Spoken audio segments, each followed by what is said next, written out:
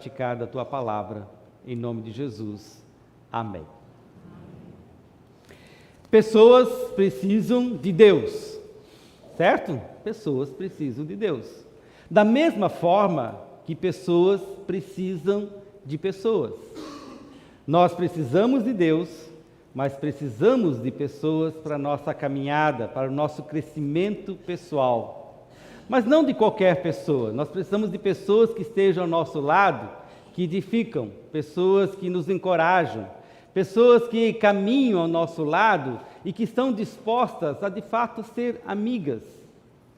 E isso é muito importante, ter pessoas ao nosso lado que nos encorajam, nos animam, faz toda a diferença em nossa caminhada de vida. Hoje eu quero falar de uma personagem bíblica que ele não é muito conhecido, não talvez pregado. A Carola ontem me falou que 42 anos que você vem na igreja, né, Carola? Bem mais cedo, mas 16 anos que você já... Tá bom. Enfim, há mais de 40 anos que ela não escutou nenhuma pregação sobre essa pessoa que eu quero falar. Ele está em poucos capítulos de Atos dos Apóstolos. Ele é a pessoa que fez toda a diferença no início da igreja primitiva. E como disse, ele é quase um anônimo, quase não o conhecemos. De quem será que eu estou falando? Barnabé. Você leu o texto, agora lembra. Estou falando de Barnabé. Alguém já ouviu alguma pregação sobre Barnabé? Já? Veja como ele é desconhecido. Então hoje nós vamos conhecer um pouco mais quem é Barnabé. Ou melhor, o nome dele é José. O Zé lá da igreja primitiva, que os Atos dos Apóstolos registra a história dele. E nós vamos hoje conhecer algumas características. E vamos começar por Atos 4, que é uma das características muito importantes deste homem, que foi um esteio, que foi um sustento para os primeiros cristãos. Diz assim, Atos 4, 36, 37. Atos 4, 36, 37. Foi assim que José, o nome dele, vendeu um terreno dele e entregou o dinheiro aos apóstolos. José era levita e havia nascido na ilha de Chipre. Os apóstolos o chamavam de Barnabé, que quer dizer aquele que dá ânimo. Barnabé significa aquele que dá ânimo. Em algumas outras traduções diz Barnabé, o filho da consolação, o consolador. Outras dizem encorajador. Então Barnabé não é o nome dele, mas é um apelido. E por que deram esse apelido de Barnabé? Porque ele tinha como característica ser alguém que consolava, alguém que animava, alguém que encorajava. E ele fazia isso de uma maestria tão presente, tão diária, tão cotidiana, que as pessoas olhavam para o José e diziam: eis o Barnabé, eis o consolador, ele é um encorajador, ele é aquele tipo de pessoa que você e eu gostaríamos de ter ao lado, de ter pessoas que nos encorajam, que nos animam, porque essas pessoas fazem diferença. Então, esse apelido realmente falava muito sobre a característica, a vida, a biografia de José. Eu fico pensando sobre os nossos apelidos, talvez alguns aqui tenham apelidos também, né? Alguns apelidos até são bullying, que hoje precisamos cuidar. No passado se falava, né, apelidos e a gente não gostava. Por exemplo, muitos dos meus apelidos estão ligados à estatura, não sei por quê. Pintor de rodapé, mas o que eu mais, de fato, acolhi como uma forma carinhosa é chamar de Marquinhos, né? E Marquinhos tem a ver também pelo tamanho, pela altura, porque se fosse alto seria Marcão. Então, tem a ver, mas isso é uma característica. Como nós somos às vezes conhecidos, eu fico pensando, né? José era conhecido pelo seu encorajamento e por isso era chamado de Barnabé. Isso é um apelido muito bonito, é muito especial, né? Diferente, por exemplo, se fosse chamado Marcos o Briguento. Já pensou? Marcos o Briguento? Marcos o Fofoqueiro. Marcos o... vamos lá, me ajude aí. Melhor não falar. O falador. Falante. Bom, isso pode ser uma boa virtude também, né? Mas veja, ser conhecidos também dessa forma fala muito sobre nós, de quem nós somos. Se as pessoas dizem Marcos o Briguento, você pode ter certeza porque a gente briga e gosta de brigar, né? Nem sempre pelas boas causas, às vezes a gente briga por qualquer coisa. Tem gente que só vê uma coisinha fora do lugar já está brigando, e aí leva-se apelido. Mas o que chama atenção também, já nesses primeiros versículos de Atos 4, sobre José ou Barnabé, é que ele tinha a característica de generosidade. Ele era uma pessoa extremamente generosa. A igreja que estava iniciando a sua caminhada, seus primeiros passos, e aqui diz que ele vendeu um terreno. Não diz quantos terrenos ele tinha, se ele tinha muitas propriedades ou não, mas diz que ele pegou um terreno seu, vendeu o seu terreno, e o que ele fez? Doou e colocou aos pés dos apóstolos, para que os apóstolos pudessem usar desse recurso e abençoar a igreja. Isso é generosidade. De alguma forma, isso fala de José, do Barnabé, como alguém que compreendeu a importância da igreja, compreendeu a importância da comunidade, compreendeu a importância dessa reunião e por isso ele investia também os seus recursos. Aliás, a gente investe naquilo que nós consideramos importante, não é verdade? Aquilo que é importante, a gente coloca o nosso tempo, aquilo que é importante para nós, a gente se dedica, aquilo que é importante para nós, a gente investe, porque é importante. Se não fosse importante, nós não investiríamos. E aí eu fico pensando quanto ainda hoje a comunidade, a igreja de Jesus, a nossa igreja, ela é importante na vida das pessoas, na vida dos seus membros, na vida daqueles que se dizem, nós fazemos parte desta comunidade. Será que tem esse valor, essa importância como José dava à igreja primitiva? E eu não estou dizendo agora que você tem que pegar e vender algo. Isso é do teu coração, da tua relação, e se você fizer isso, faça de coração, não é nesse sentido. Mas a generosidade não é só questão de recursos financeiros. Generosidade é doação, generosidade é poder olhar para o outro e ser generoso, é se desprender, é de sair de um autocentrismo. Porque o nosso problema hoje, meus queridos, é que nós somos extremamente pessoas autocentradas.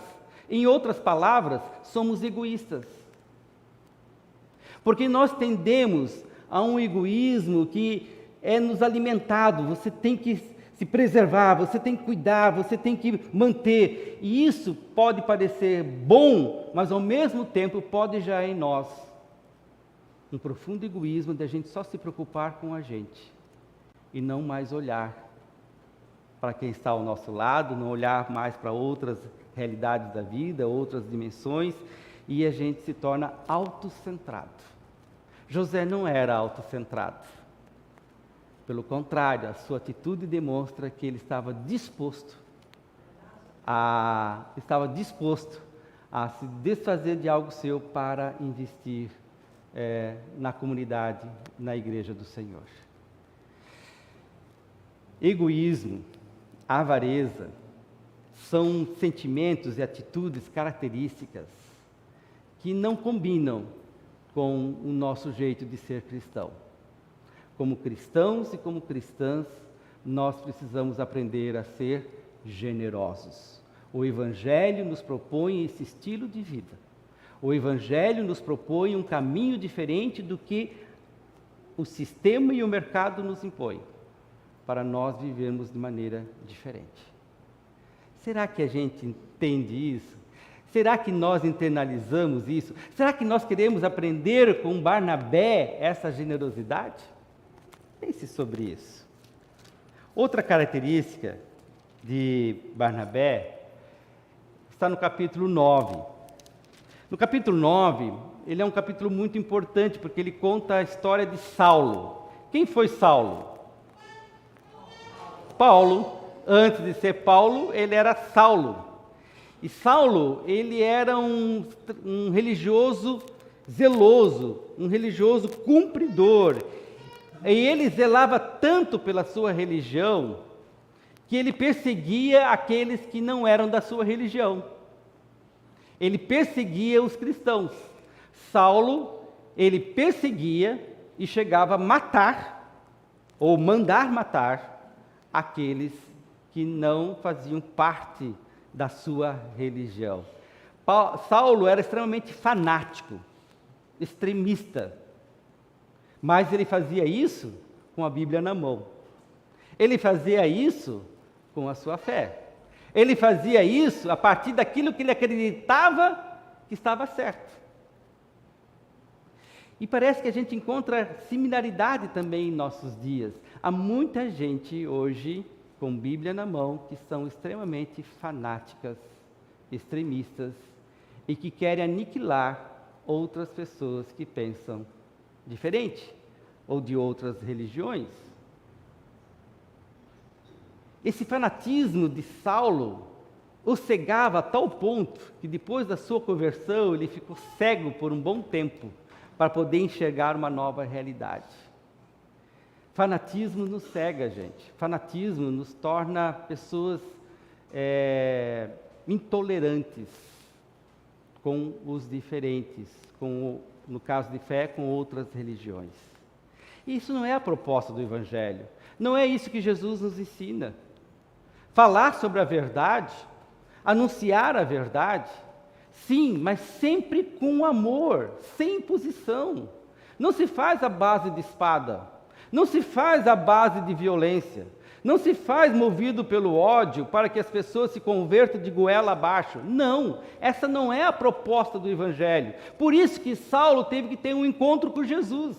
Por isso, no caminho de Damasco, quando ele estava indo para perseguir os cristãos, ele que era um zeloso religioso, ele teve que cair do cavalo e ter um encontro com Jesus. E Jesus disse para ele: Saulo, Saulo, por que você me persegue? Por que você me persegue? Ele precisou dessa voz, desse encontro com Jesus para poder reformular a sua ideia, a sua consciência, os seus juízos, os seus conceitos, as suas crenças. E ele percebeu o mal que ele estava fazendo na vida de outras pessoas. E diz, naquele momento em que Saulo teve esse encontro com Jesus, isso foi o diferencial para a vida dele. Isso é chamado de conversão. Quando uma pessoa está seguindo um caminho, tomado por um caminho, e de repente ela tem um encontro, um entendimento com Cristo, e esse caminho muda. Isso chama-se conversão. E Saulo experimenta isso. O problema agora é que Saulo precisa ser acolhido pela igreja.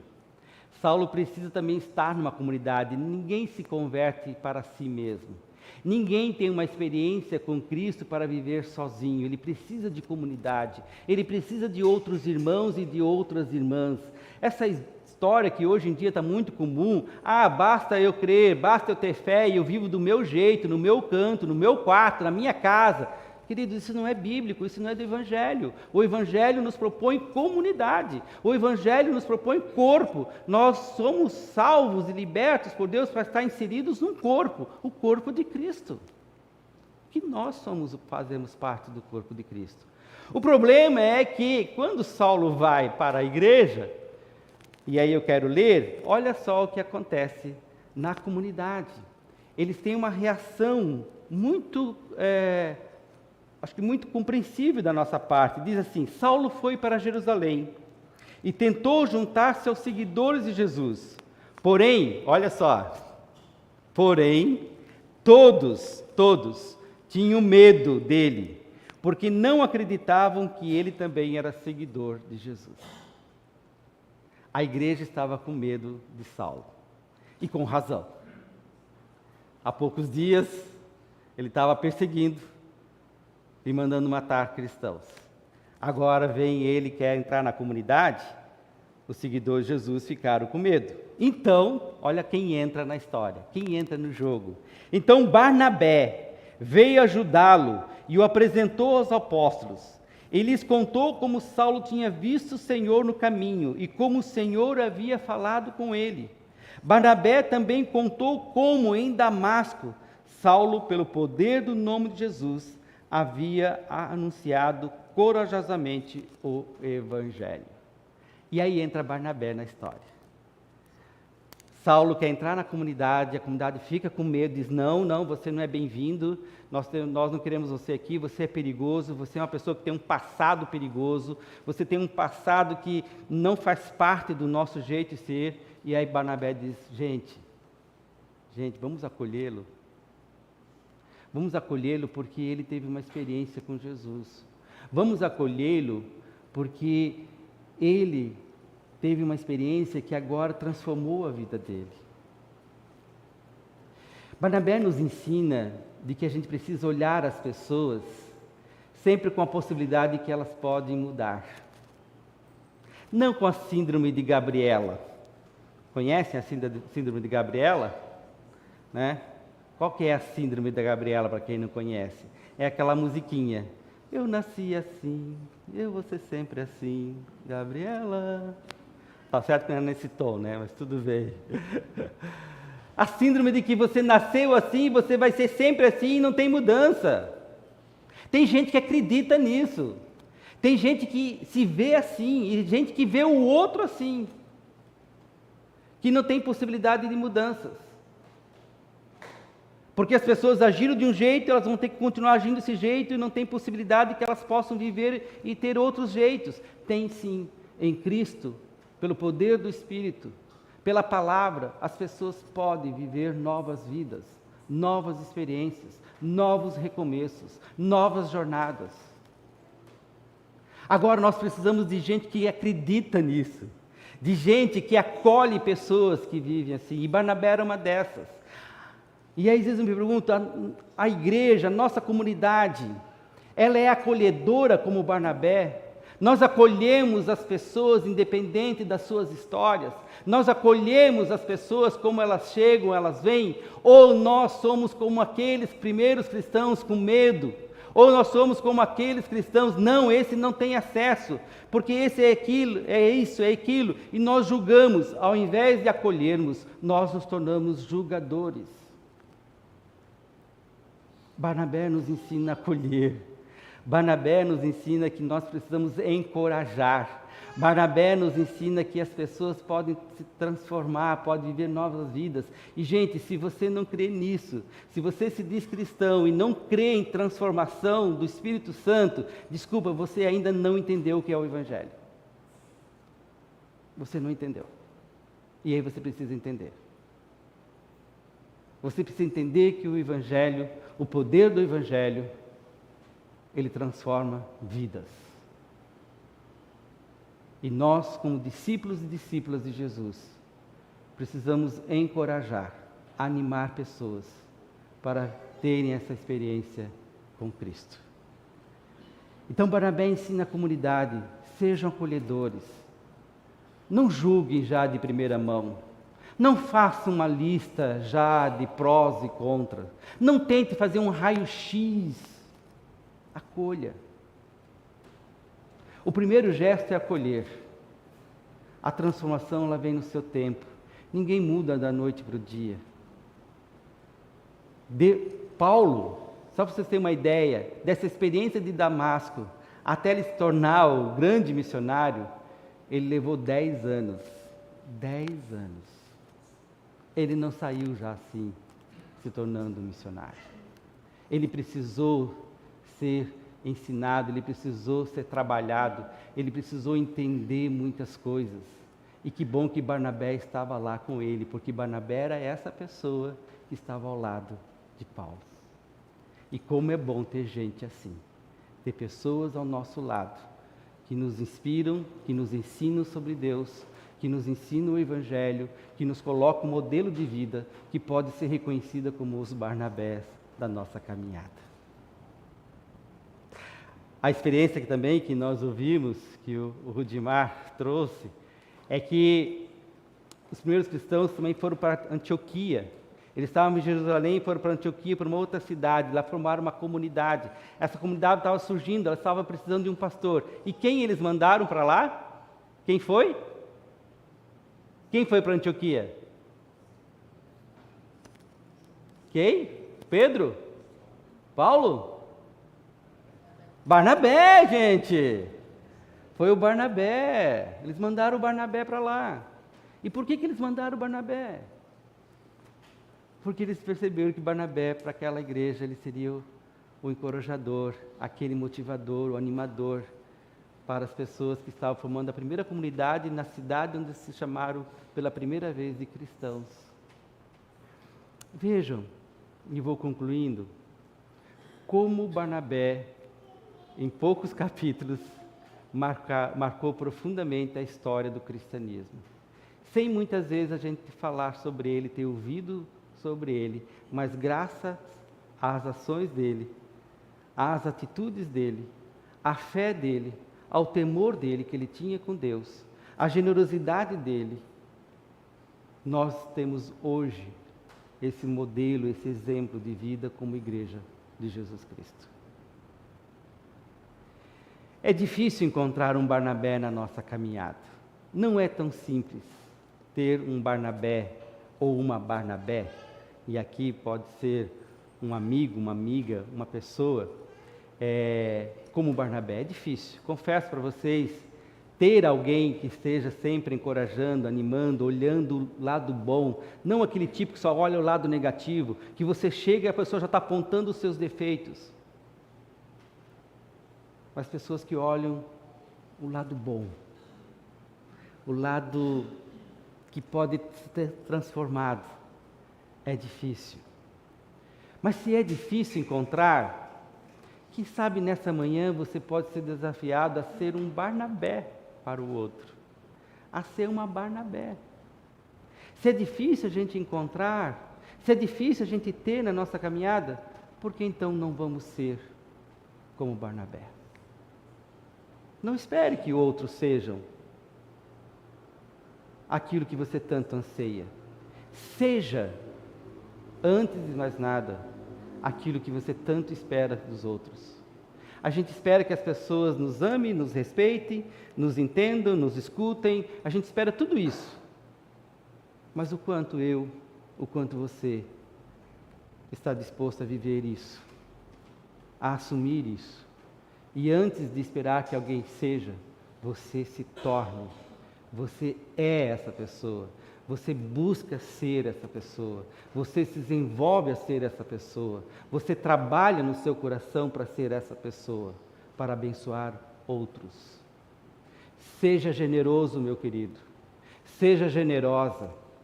Tema a Deus. Confie nele. Acredite de que pessoas podem ser transformadas. Acredite de que o Evangelho tem poder. Seja bênção na vida de outros. E ser bênção na vida de outros pode ser de tantas formas. É uma palavra, é um abraço, é um encorajamento, é um ânimo, é um investimento.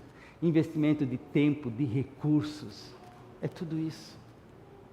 Saia do seu autocentrismo e torne-se bênção nas mãos de Deus. Há gente precisando de Barnabés nas suas caminhadas. E talvez aquilo que nos faz falta, e sendo na vida do outro, a gente encontre o que a gente está procurando. É sendo na vida do outro que a gente vai encontrar aquilo que a gente procura. Que Deus nos inspire José, o filho das consolações. E é interessante que Jesus, quando fala sobre o Espírito Santo, ele fala sobre o Paráclito. Ele diz: o Paráclito é o Consolador. Ele é o Filho do Espírito Santo. Quem tem o Espírito Santo, quem se deixa usar pelo Espírito Santo, aprende a viver como Barnabé. Amém. Amém. Nós temos um hino bem